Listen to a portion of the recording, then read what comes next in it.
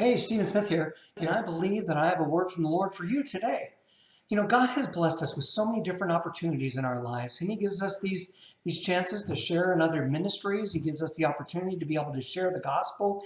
He gives us all these great things in our lives, and then we sit there and we try and figure God out. We say, okay, God, how am I going to reach these people? How am I going to get to where you want me to be? Where do you want me to do? How do you want me to do it? We go through all these different trials, all these difficulties and everything, and we never actually achieve what it is that God has called us to do.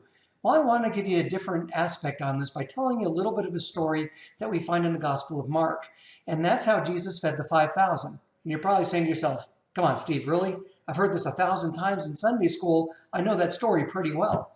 Well, why don't we read it in context and really take a look at the way that Mark explains this particular story.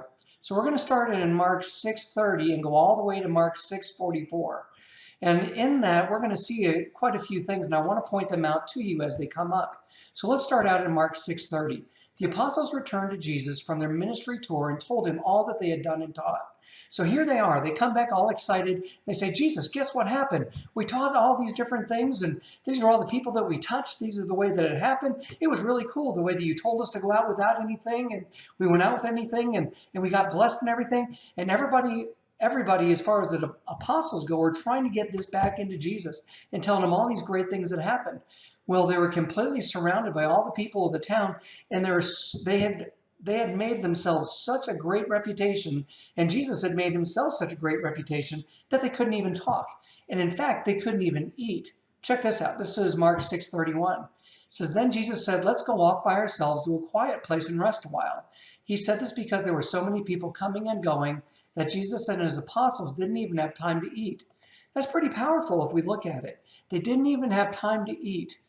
You know, that's the kind of ministry that we all look for, right? That's the way that we all want to go out and we want to serve the Lord in that way. I want to have so many people that I just don't even have time to eat. What a blessing that would be. But it seems like even Jesus said, hey, we need to take a break from this. So Jesus says, come on, guys, let's get into the boat. And they head off to the other side of the Sea of Galilee. Well, all the way along the way, guess what happened?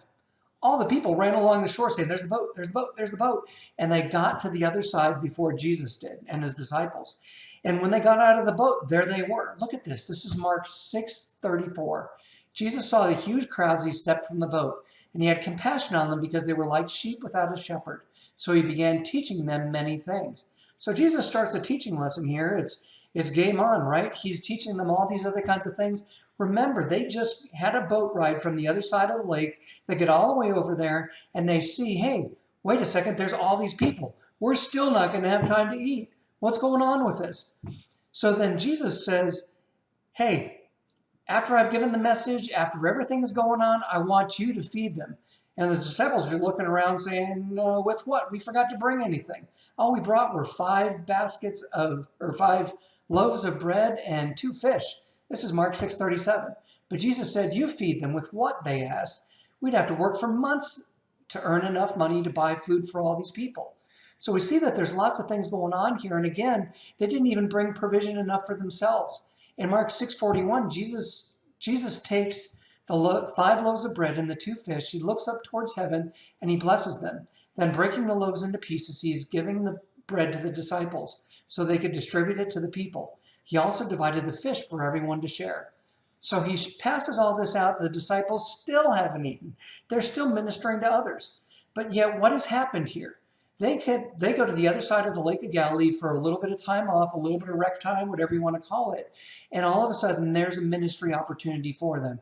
And so God brings the people to us that he wants us to minister to.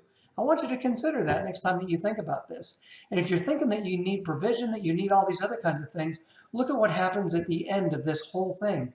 In Mark 6:42 and 43, it says they all ate as much as they wanted, and afterwards the disciples picked up 12 baskets of leftover bread and fish. That's pretty powerful. The amount of their provision was already there at the end of their mission. So if we take a look at that, then we can say, wait a second, God's going to provide the people, he's going to provide the resources, he's going to provide everything that he's called me to do. All I need to do is just follow Jesus. It's pretty simple, and it makes it very easy on us.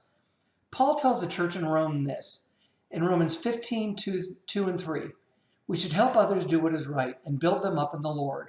For even Christ didn't live to please himself. I want you to keep this in mind, that if God's called you into a mission, if he's called you to go out and pursue a passion that he's given you, if he's telling you to go out and to help others in other ways, I want you to understand this.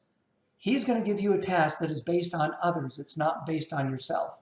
And if you can take the focus off of yourself long enough so that you can serve him, then you're going to see doors open. They're going to fly open. You're going to see things that you've never seen before. And you're going to see God working tremendously in your life. Well, with all that said, this is the word I believe that the Lord's given to me for you today. If I have called you, and I have, then I will supply all your needs according to my ability, not yours. So take your eyes off the provision and put them on the mission. Believe that if I called you to do something, believe also that I will equip you for that as well. Well, I hope that this message was a blessing for you, and I hope that we just didn't double tap something that you learned in Sunday school, but something that really changed the way that you look at things. Feel free to share this on Facebook. You can even go to our YouTube page, or you can join us on our webpage at awfg.today. Check out the blog. The transcript of this message and all our other ones are there as well. Well, God bless you, and I hope to hear from you soon.